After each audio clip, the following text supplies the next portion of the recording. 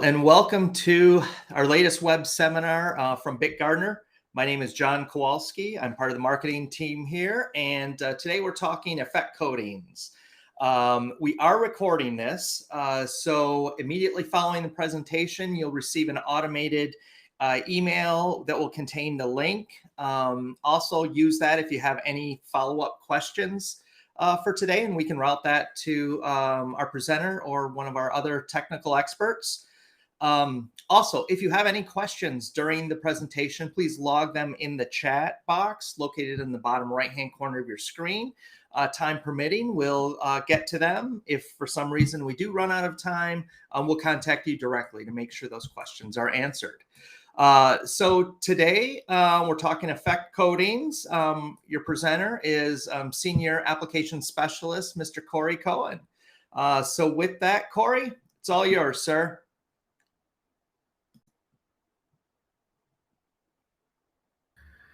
Thank you for that, John. Always good to see you and William.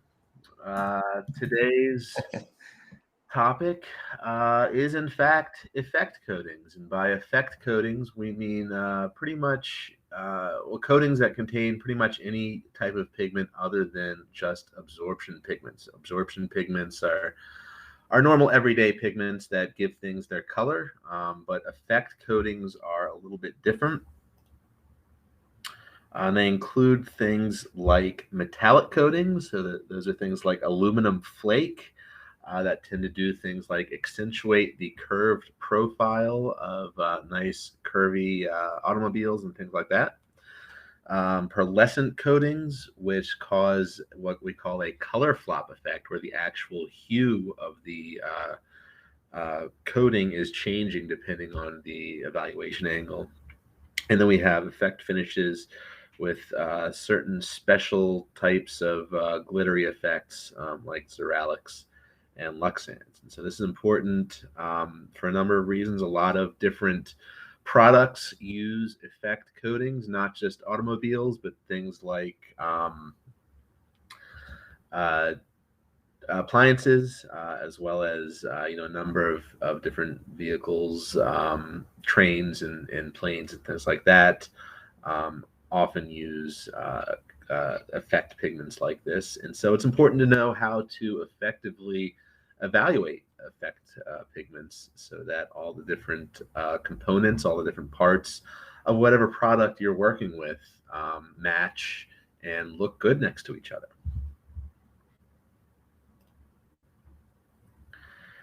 So things that can affect our visual perception of effect finishes are things like illumination angle, viewing angle, viewing distance, and lighting conditions. So it's important to try to control for as many things as possible to make sure that you're evaluating your coatings in an effective and consistent way.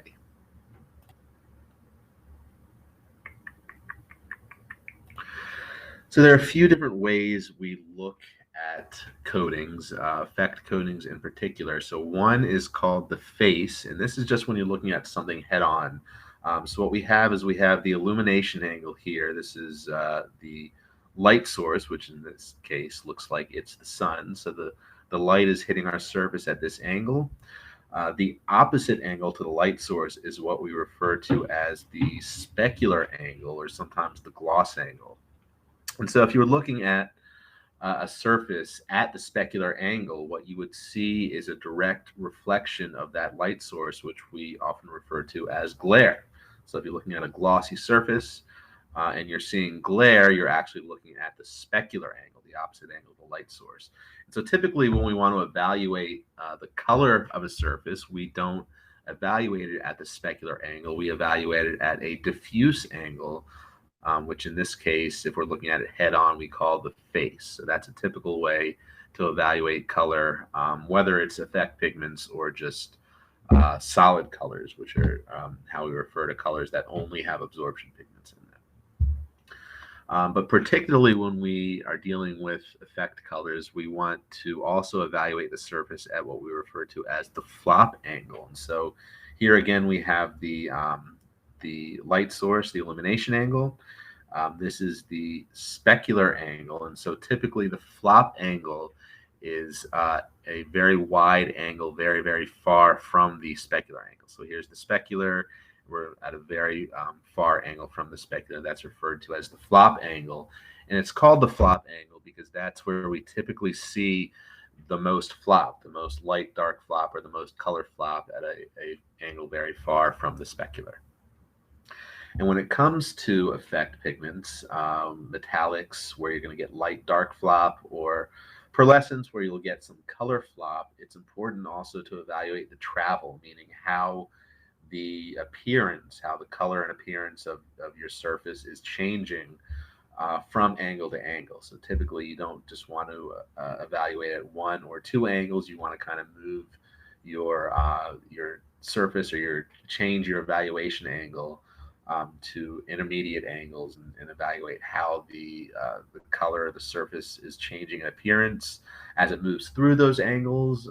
And particularly if you're trying to match a sample with a standard, you want to look at them side by side, or measure them side by side at intermediate angles, to make sure that any flop you're seeing is consistent between sample and standard, because it is entirely possible for two surfaces to look precisely the same at one particular angle, but not at other angles. So particularly for effect pigments, effect coatings, you want to look at a number of different angles to evaluate whether the surfaces match at all of them.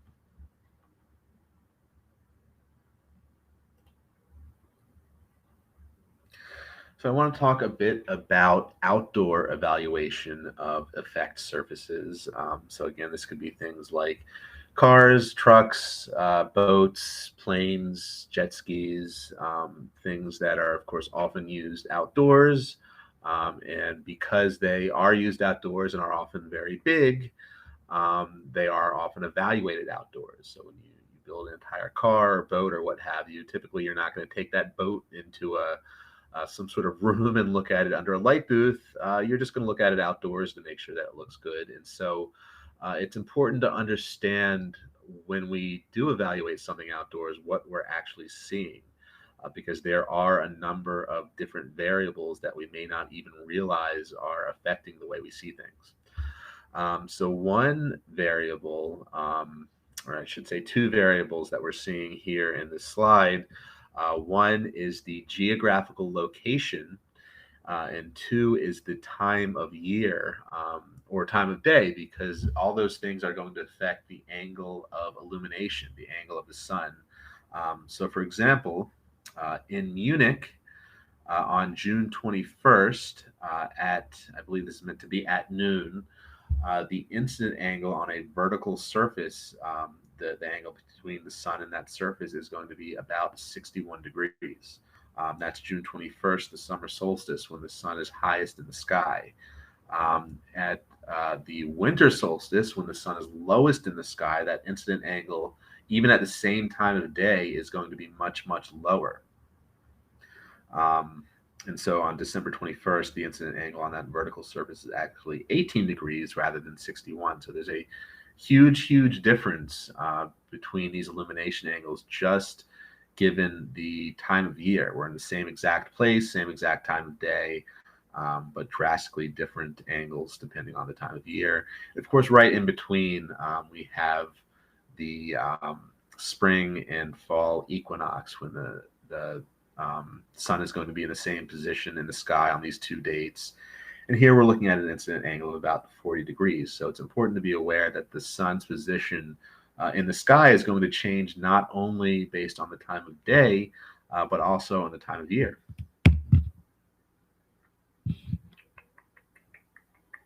And this is the one or the two times of year. Generally, there's going to be two given times a year when the sun is in a particular position at a particular time.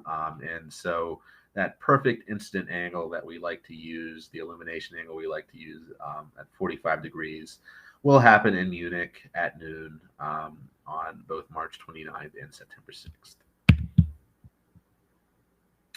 Now, this is important because the illumination angle is going to affect our evaluation angle. So For example, again, here we're on the summer solstice, still in Munich, at noon, where the incident angle of the light source is going to be 61 degrees. So an observer of about average height, standing a given distance away from this surface and looking at a particular spot, would experience an evaluation angle between about 75 and 110 degrees. So here we're a little closer to the flop angle, and then here, when the sun is very low in the sky at about 18 degrees on the winter solstice, that is going to drastically affect our evaluation angle. And so now our evaluation is at approximately 45 degrees relative to the specular. And when the incident angle is 45 degrees on those two magical days in Munich, March 29th and September 6th, the evaluation will be between about 45 degrees and 75 degrees. So again, we're holding everything else exactly the same. The height of the observer, the position of the observer, the geographical location, the time of day, and yet just based on the way the sun's position will change, based on the date, we're seeing different evaluation angles. And of course, that was just one location, but we're going to see different different illumination angles depending on where we are in the world. So, for example, on June 21st, again, the summer solstice, when the sun is highest in the sky in Detroit, the illumination angle is 70 degrees. In Shanghai, at a much lower latitude, the sun will be higher in the sky at about 82 degrees. And then in Cape Town, South Africa, which is in the southern hemisphere, we're looking at an illumination angle at about 32 degrees, much, much lower because on June 21st, when we are at the height of summer here in the northern hemisphere, they in the southern hemisphere are at the height of winter. So the sun for them is actually lowest in the sky at that point. So here we're holding the date the same, all the other variables are the same, and yet the illumination angle is still drastically changing based on the geographical location. Another big factor to consider is the size of the observer. Different people are different heights. Different countries have different average heights. And of course, men tend in general to be taller than women. And so this is something to think about when we're observing when we're performing outdoor evaluations, because of course, the height of the observer is also going to affect the evaluation angle. For example, a medium-sized person, when standing 2 meters from a vertical surface, might see that surface at an angle off the normal of about 31.3 degrees. For a tall person, that angle will be higher because that taller person is higher up. That angle will be bigger. And of course, for a shorter person, that angle will be smaller. And so this, again, is going to affect the evaluation angle relative to the illumination. This is something else that needs to be considered and, if possible, corrected for when performing outdoor evaluations. And so the way you can correct for observers of different heights is by moving closer or further away from the panel being inspected. So a shorter person, in order to achieve the same evaluation angle as a taller person, could move closer, and a very tall person, in order to achieve the same evaluation angle, could move further away.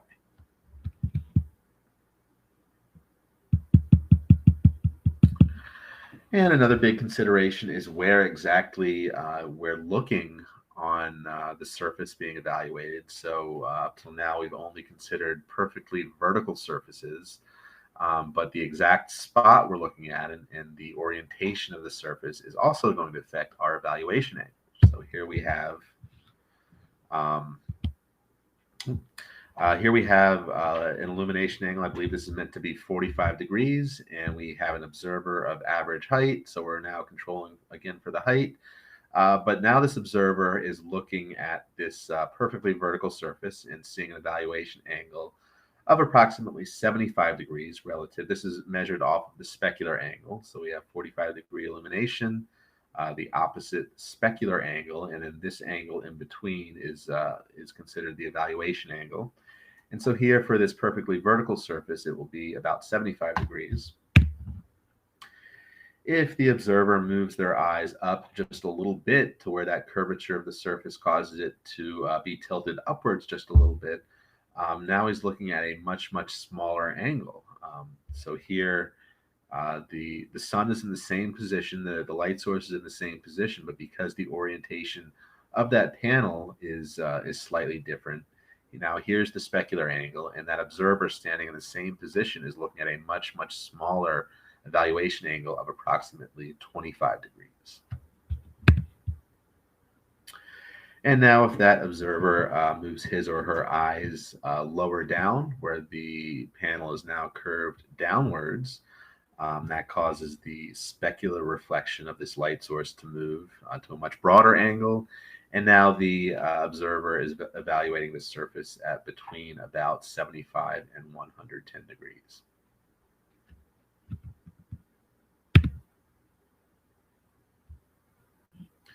Also, the position of the sun relative to the surface, that is, of course, going to affect the evaluation angle. So for a flat surface, now we're not looking at a vertical surface, we're looking at a horizontal surface. And the evaluation angle is going to heavily depend on whether the sun is, or the light source in general, is in front of or behind the observer. So in this case, the light source is behind the observer. The specular angle is moving away from the observer, and so we would consider the evaluation angle in this case to be relatively large, between about 75 and 110 degrees.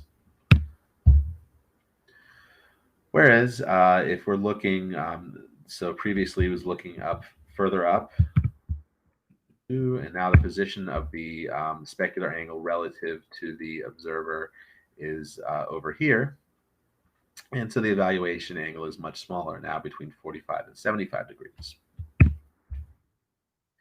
And now if we switch to the scenario where the sun is now in front of the observer rather than behind him or her, now the specular angle is pointing almost directly at the observer. And so this is going to cause the evaluation angle to get much, much smaller, between about 15 and negative 15 degrees. So now the observer is looking at what we would call the near specular, very, very close to the specular angle, where particularly for effect coatings, for metallic coatings in particular, the surface tends to appear very, very light.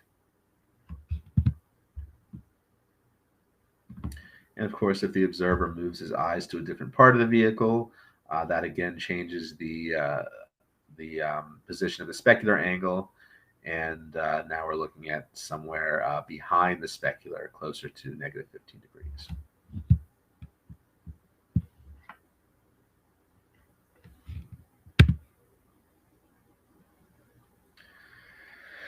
So why is this important? This is important because, of course, different evaluation angles can lead to different color differences between sample and standard.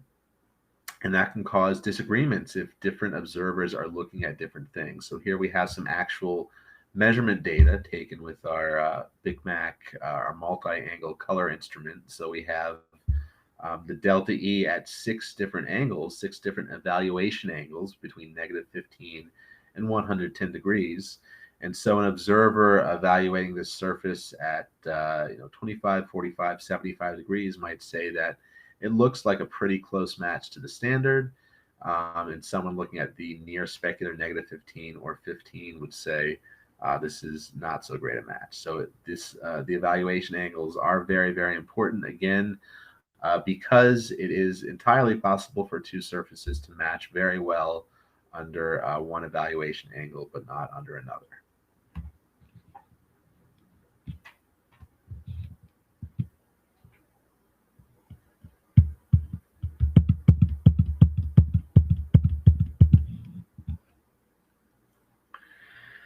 Okay, to summarize our outdoor evaluation of effect coatings, um, there are a number of things that are going to affect the actual evaluation angle. As we saw, the evaluation angle can heavily influence whether we're seeing a match or a mismatch. And so we want to control for a number of different things, things that are going to cause changes in that evaluation angle.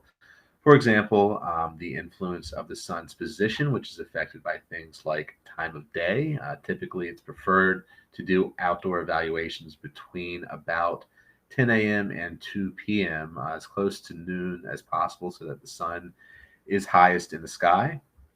The geographical location, as we saw, the position of the sun at the same time of day, same time of year, is going to be heavily influenced by the geographical location, particularly the degree of latitude, and also the season. So when it's summer here, when the sun is very, very high in the sky, even on the same day in the southern hemisphere, it's going to be deep winter, and the sun will be much lower in the sky. And all these things can affect the position of the sun, which of course influences the illumination angle of the surface you're looking at. The observer's position, the size and position of the person is going to influence the evaluation angle. So again, the size of the observer is going to affect the evaluation angle, as well as the distance between the person and the surface being evaluated. So you can correct for one by changing the other. So if a person is much, much taller, they can stand further away. If a person is shorter, they can stand closer to try to achieve the same evaluation angle. It's also important to be mindful of the curvature of the angle of orientation of the surface being evaluated. Vertical panels tend to be evaluated between 45 and 110 degrees. Horizontal panels, depending on whether the sun is or the light source is in front of or behind you, those tend to be evaluated more at the extreme angles, the flop angle 110 or the near specular angles of 15 or negative 15. And it's important to be mindful of the mounting position because you are going to typically evaluate panels close to the mounting position or the space between them. And sometimes those will be vertical, but sometimes those will be tilted upwards or downwards. And you need to be mindful of the orientation, which will affect, of course, the evaluation angle.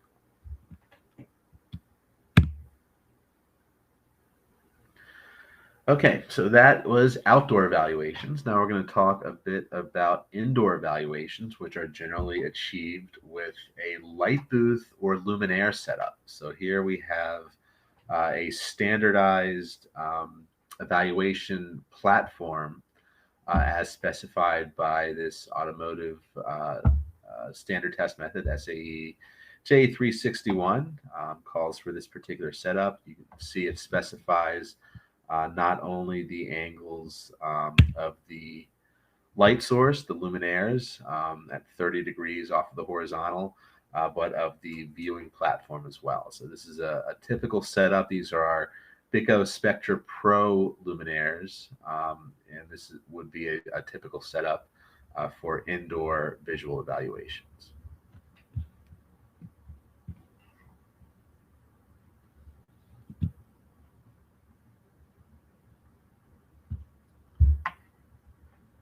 So some things to keep in mind when doing indoor evaluations, just as with outdoor evaluations, you want to keep in mind where is the specular reflection and what is the viewing or evaluation angle. So for example, here we have a setup with our luminaire and our viewing platform. When the panel or the part being evaluated is located here, typically a panel in this setup. This again will be called the face angle. Here we have the flop angle where the evaluation angle is much is larger compared to the specular reflection, and then the flash angle, which is closer to the specular angle.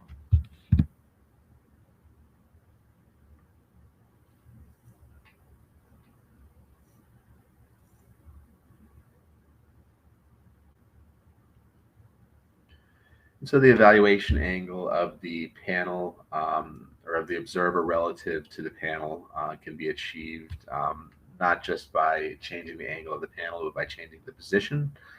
So in one position, the observer is looking at the face angle, and in the other position, he's looking more at the uh, closer to the specular angle or at a broader angle. And here, when the panel is positioned here, here's the specular reflection. We're looking at a much broader angle here, and this is the flop position.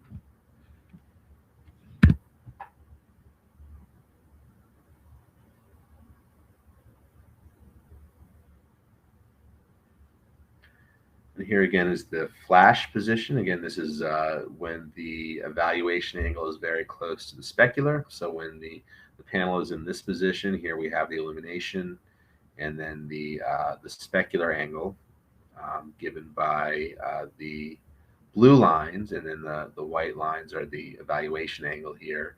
And so these are very close to the specular angle, where typically the observer will see the highest lightness, and that's why this is referred to as the flash angle. And this is often where typically an observer will see the most difference between the sample and standard because of the higher level of light being given off.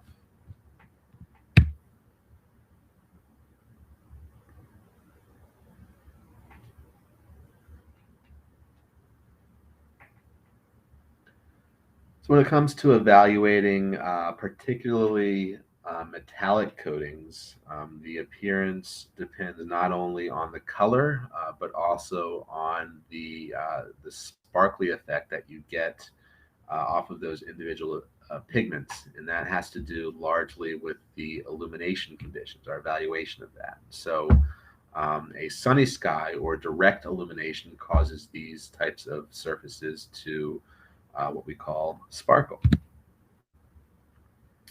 And so the not just the evaluation angle, but the illumination angle tends to be very, very important when evaluating sparkle. The assessment should be carried out in relation to sparkle intensity, which means that the sample sparkles more or less intensively than the standard. So this has to do with the amount of light coming off of these individual pigments, the actual flash or intensity of the light from each of these tiny individual spots, as well as the sparkle area, which tells you how much total area is being illuminated or not illuminated, how much flash, how much sparkle area you're getting, or how many pigments there are. And for evaluating that, we have our BYK Spectra Effect light booth for both for multi-angle color and sparkle control. And so the way this light booth works for color evaluation, it allows you to view a sample standard pair, two panels side by side under 6 different evaluation angles between -15 and 110 degrees. And so this has a sample platform and a illuminant light source that rotate together. This is important because this keeps the illumination angle constant when the panels and the illumination rotate together. So you can use this handle to rotate this entire apparatus through a number of different angles to view at all the different angles that a multi-angle spectrophotometer would see these panels at.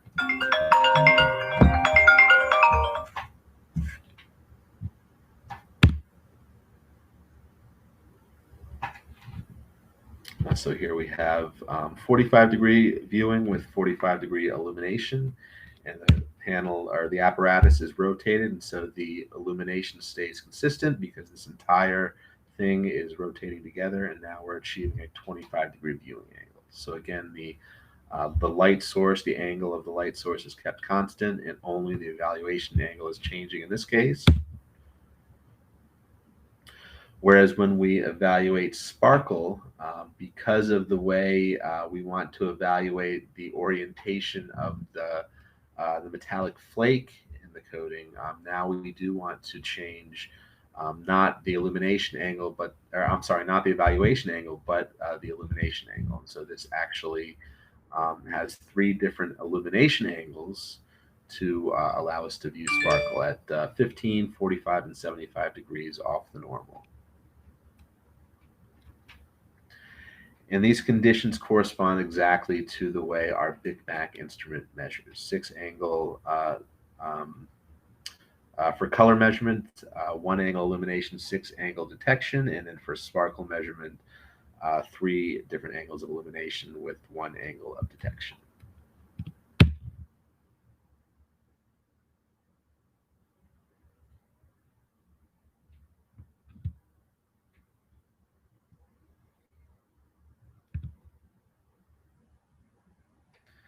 All right, and that brings us to instrumental color measurement, color and effect measurement, again with the BYK instrument, the BYK I. And so here we have our light source, which is at a 45-degree angle off the normal. And then again, the illumination angles, in this case, when we're talking about multi-angle color, the illumination or the evaluation angles, the observation angles are counted off of the specular.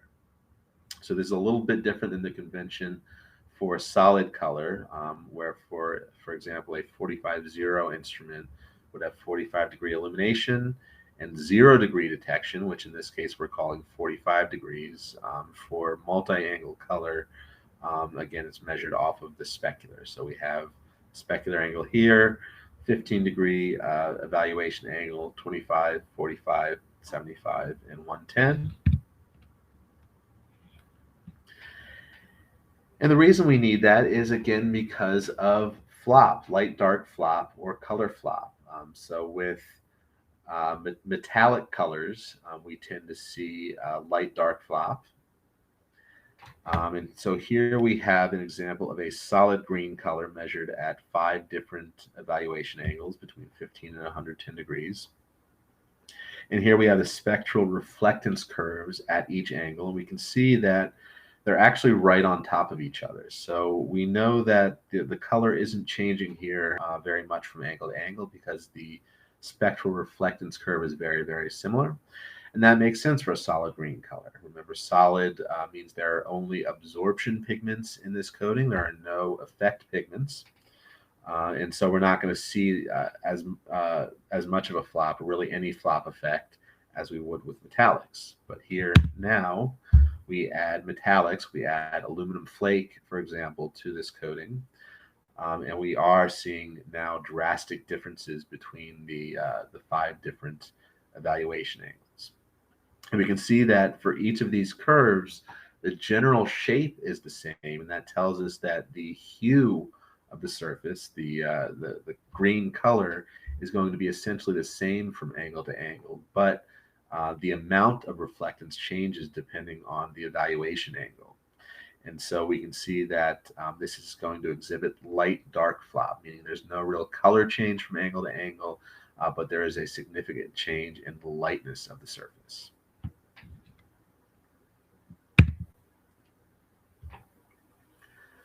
And here we have the more extreme example of a metallic silver. So now we have lots and lots of metallic flake that's going to cause a more extreme light dark flop effect. So these spectral curves at these various angles are fairly flat. So we know this is a neutral color. There's not going to be much chroma to it. But the overall reflectance, the level, the height of these curves is changing drastically from angle to angle. And I want you to note the vertical axis here, the percent reflectance here versus in our previous slide, the metallic green. So here with this silver, we're seeing a much more pronounced light dark flop effect from angle to angle than with the metallic green, because there is much more metallic flake in this silver color, in this silver surface. And that, of course, serves, that's a good thing. Light dark flop is not a bad thing. It serves to accentuate these curved lines of this pretty automobile right here. But the important thing is to make sure that your surfaces, all your different panels that your sample and standard are going to match at all these different angles. And so this is why we evaluate color for effect pigments at multiple angles, not to make sure that there's no flop effect, but to make sure that the flop is the same across all your different parts.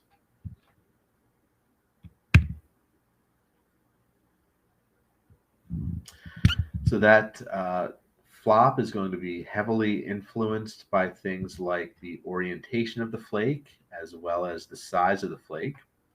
And there is something called flop index, which can be calculated using the L values at various angles. So here we have an equation for flop index, which takes into account the L value, the lightness at the 15-degree measurement angle, the 110, and the 45 degrees.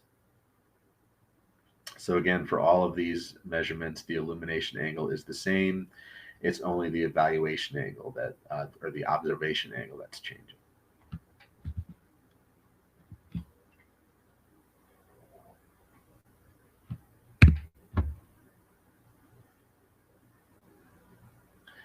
So hopefully you're all familiar with LAB color space, but just to review, this is the sort of most commonly used color space, the most commonly used way for describing colors as numbers. We have three numbers or three axes.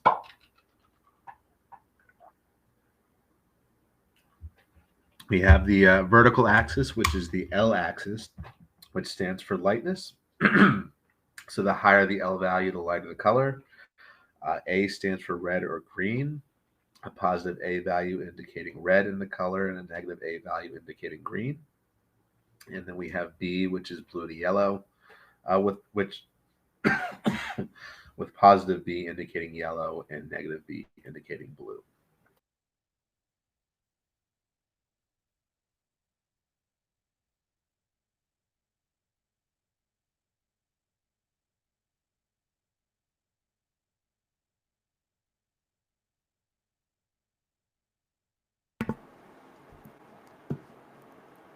All right. If while Corey's grabbing some water or something, if you have any questions, please log them in the chat box, and we'll get to them at the end of the presentation.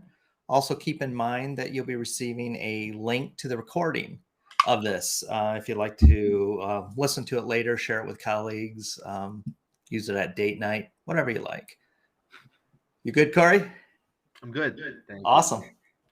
I promise not to expire until at least I'm done with this presentation. Don't worry.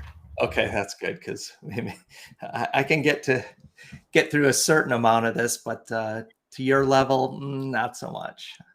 So carry on, sir. Thank you. All right. So the point of color measurement, typically, we don't really care so much about the absolute LAB values.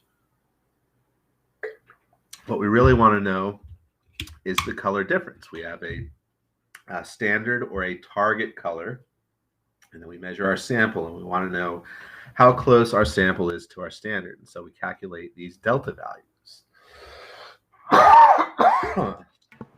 Bless you, sir.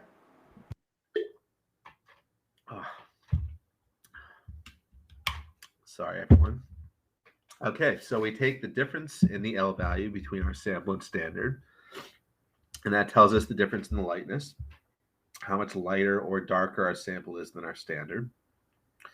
The delta A value tells us how much redder or greener our sample is than our standard. If the delta A is positive, we know that there's more red in the sample than the standard.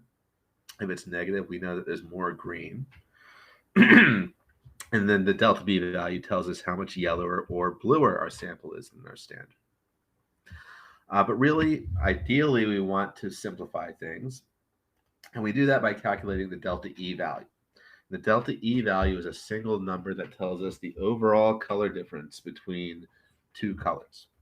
And that's calculated via this equation here, which takes into account the the difference in the L, the difference in the A, the difference in the B. Square each of those values, add them together, and take the square root, and you get your delta E. And so what this equation really is just the difference in color space between these two colors. So if you were to take two sets of LAB values, one set for your standard, one set for your sample, and actually map them in this three-dimensional space and then calculate the actual distance in space between them, that's what the delta E value actually is. And so it's a single number that gives us the magnitude of the color difference between sample and standard.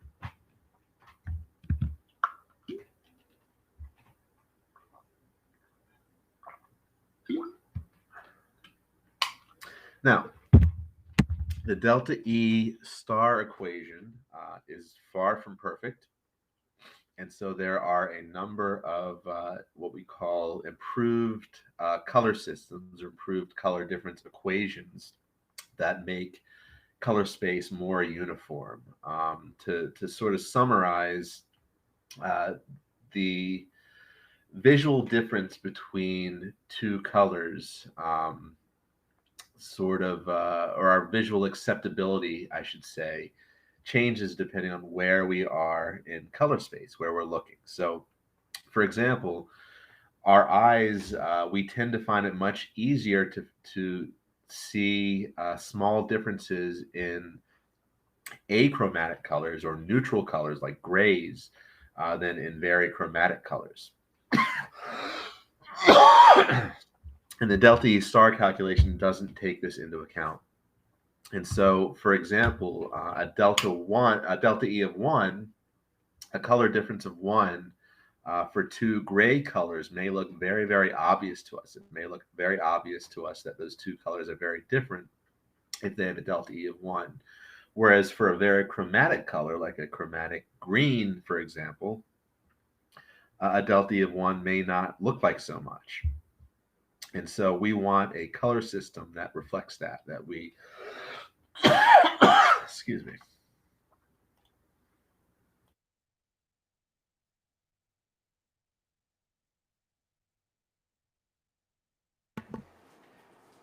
You okay there, Corey?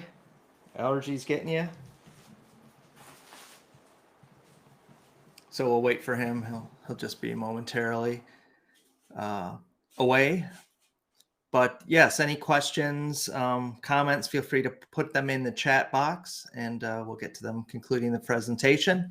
If we do run out of room, we'll forward those to either Corey, one of our technical experts, or a rep in your region too. Also, if you think of something after the fact, feel free to hit reply to any of the automated marketing emails you get. It'll go to the marketing team here, and we'll make sure the right person gets it so you get your questions answered.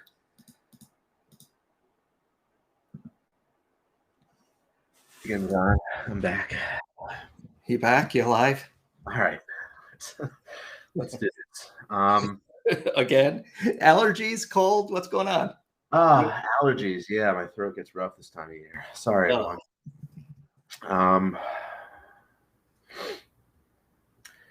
Anyway, all right. So a delta E of 1 doesn't mean the same thing visually for all different colors. It means one thing for a gray color and a different thing for a very chromatic color or a very light color.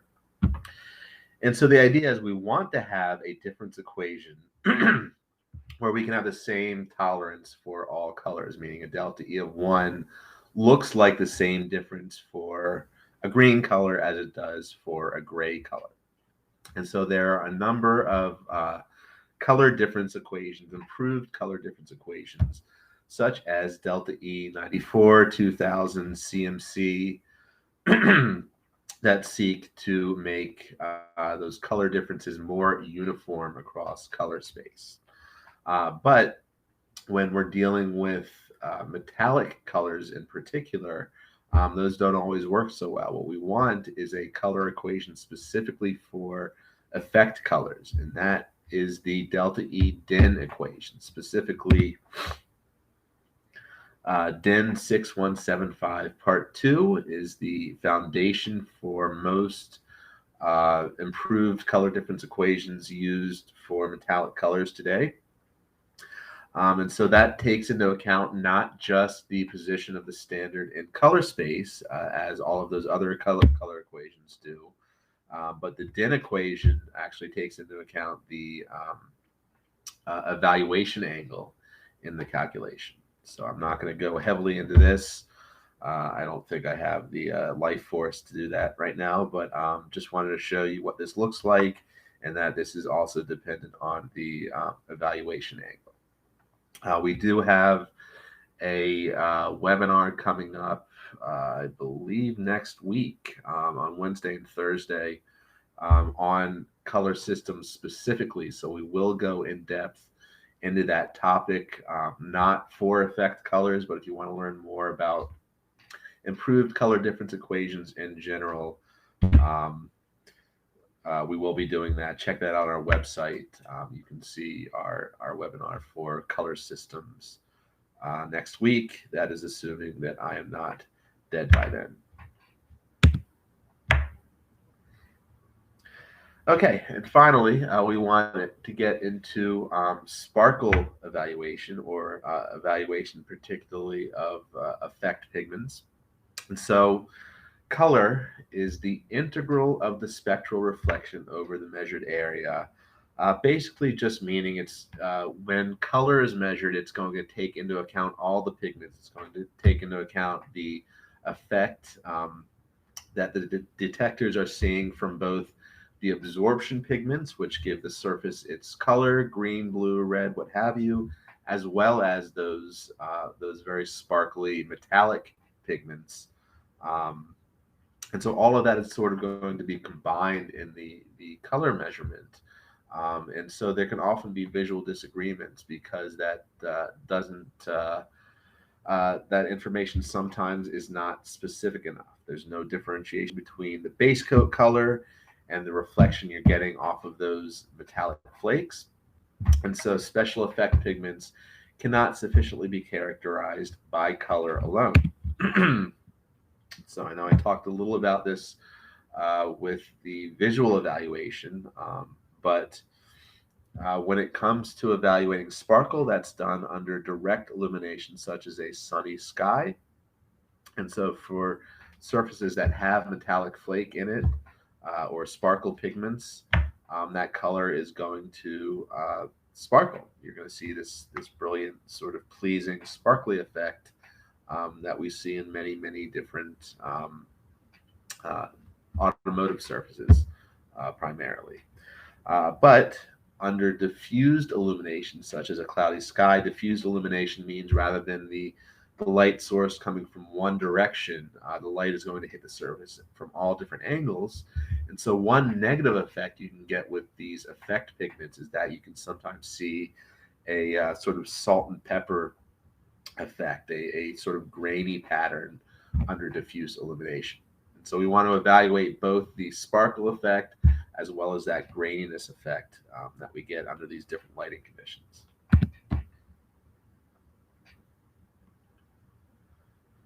So for evaluating graininess, again, we need diffused light. We want a close observation distance. This is typically something that's seen from close up.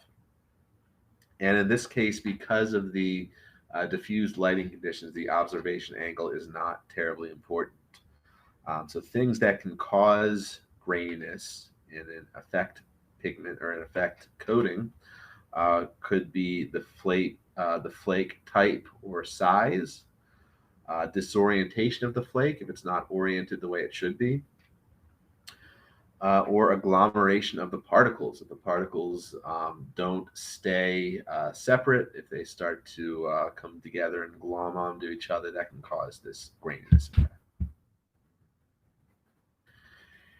And alternately, for evaluating sparkle, that's done under spotlight conditions or direct lighting conditions, such as under a sunny sky where the sun is, or the light is coming from one direction, In this case, the observation angle is critical. The sparkle, and so is the illumination angle. Sparkle impression is going to change with illumination angle as well as the observation angle. So sparkle is generated by, for example, the reflectivity of the individual effect pigments. So the type of pigment used can affect the intensity of the sparkle, the amount of the pigments, the size of the flakes, and of course the orientation, because of how the light is going to undergo near total reflection on these metallic or sparkly pigments.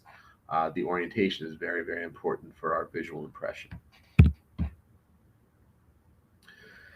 So when we evaluate sparkle, we're going to evaluate again under direct illumination. The camera pictures are taken under different lighting conditions to simulate a sunny sky. And so we have direct lighting at, again, 15 degrees, 45 degrees, and 75 degrees off the normal. So the Big Mac is measuring sparkle in exactly the way that the BYK Spectra Effect light booth is illuminating the surface during visual evaluation. And the the graininess is evaluated under again a diffuse light source. And so under each of those illumination conditions, the camera in the Big Mac is going to take a picture of the surface. And so these are what those actual pictures look like. At the top, we have two pictures of the sparkle evaluation under direct lighting conditions. And you can see how the direction of illumination is going to drastically affect the way that light reflects off of the surface. So this is the same evaluation angle, but two different lighting angles. And we can see that under one lighting angle, we're seeing much, much more sparkle than under another. And then we have our picture under diffuse lighting conditions, which is displaying that graininess effect. And so for each of these, the picture is taken, and then the instrument does a pixel by pixel analysis of each of these images. So the the sparkle effect, again, is influenced by things like the size of the particles, whether they're coarse or fine, and the orientation of the surface.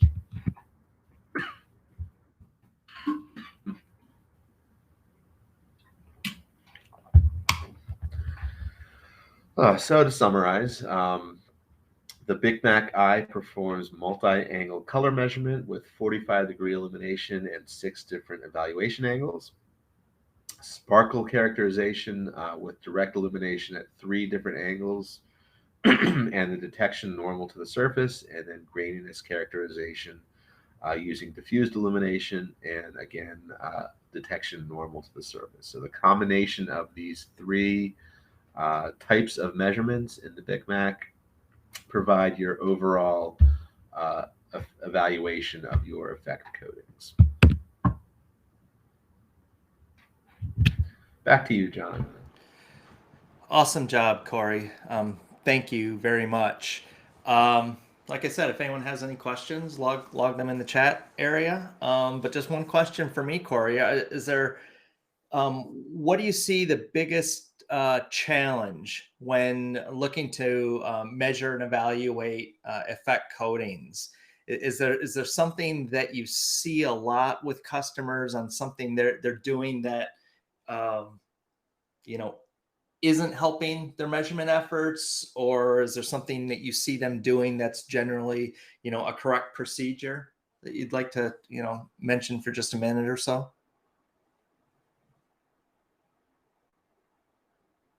So one thing I don't mention during this presentation is how important orientation of the instrument is when dealing with effect coatings. When you're talking about solid colors, Typically, you might measure with a 45C0 instrument, C meaning circumferential illumination. And so that means that the light source, even though it is directional, it's the same from all directions, meaning that you can orient the instrument any way you want on the surface and get the same measurement. Yeah. With the Big Mac, when doing multi-angle measurement, that light source is coming from one direction. It's not circumferential, and it's that way for a reason.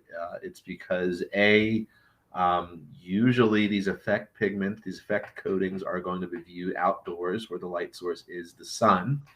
And so there's only, the light is only coming from one direction outdoors. And so the instrument mimics that so that you're actually measuring what you see. And the other is that because of the nature of these metallic pigments, the direction of the illumination can heavily affect the evaluation or the measurements you're getting. So it's very, very important when not just when evaluating visually, but when measuring with an instrument like the Big Mac, that you always orient the instrument in the same direction. There's actually a little arrow near the aperture that tells you the direction the light source is coming from. And so if you measure with the, you typically want to orient that so that arrow is coming from above, from where the sun would actually be, and you want to keep that consistent so you're getting consistent measurements. Because if you change the orientation of the instrument, you can get different measurements, and you can measure color differences where there are none, just by changing the measurement angle. Yeah, great. I'm glad you hit on that because it's important from operator to operator as well as from shift to shift. If things are done slightly different, it's going to affect your numbers. Another question here. BMW evaluates color with a D value. What does it mean, the D value? What is that? D value.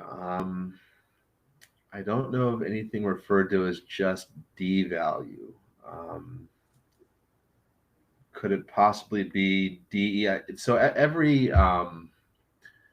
company, and particularly every automaker, uses a different color difference equation.